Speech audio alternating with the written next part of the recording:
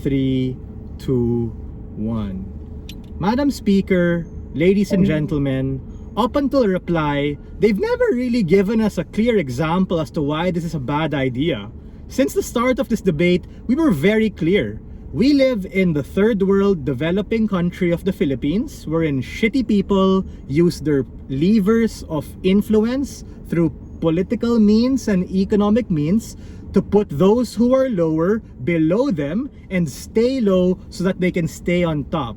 That is precisely why cronyism is very important, and that leads to a host of particular harms. We told you, and I think it's quite intuitive to assume, where is corruption probably worse? This appointed crony or this farmer who actually needs it because he's been disenfranchised? Coming from my whip speech, she actually told you that, hey, the reason why the farmer actually might be corrupt is because he has nothing to eat tomorrow, and ultimately the root cause are the very privileged elites who are on top, who are the root cause of this, who are the very people we need to veto and get out. There are two reasons as to why their side can't take this debate. The first is in terms of burden fulfillment, talking about veto power as an incentive structure and tying it back to these sectoral representatives. They had a few qualms with our case that they accused us of.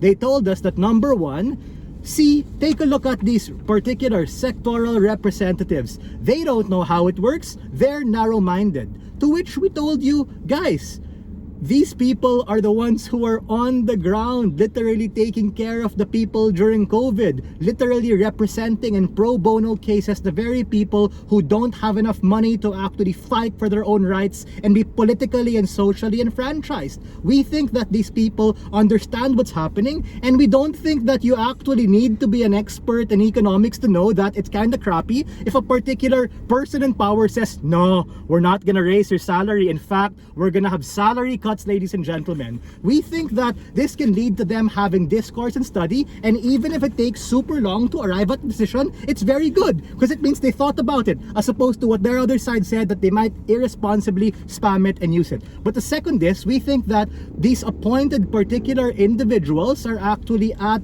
very important times into this particular thing. We think that these people best represent these individuals, and ultimately that's better for the people. But secondly, really quickly, let's take a look at a scenario analysis of outcomes, right? This is on the second reason why they can't take this debate: capacity and likelihood for corruption.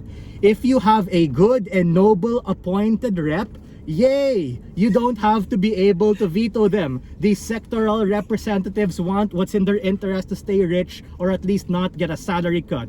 B, if you have a crappy appointed representative, that's when we can veto them. I told you in my speech, Duque for health and VP Sara for education. If you think that's a good idea, then cool, but I think it's been pretty bad for the Filipino people, all things considered. The last is actually round winning. We think that if you actually have a corrupt sectoral representative, A, they might not be able to be the best because we think their careers are on the line, but even if they are, the poor farmer I talked about in the speech, then that's actually proof that it's actually a symptom rather than the root cause, meaning the very people at the very top who are calling the shots, who have capacity, who have nepotism, who are cronies, are actually the ones influencing these very people and holding them for these things.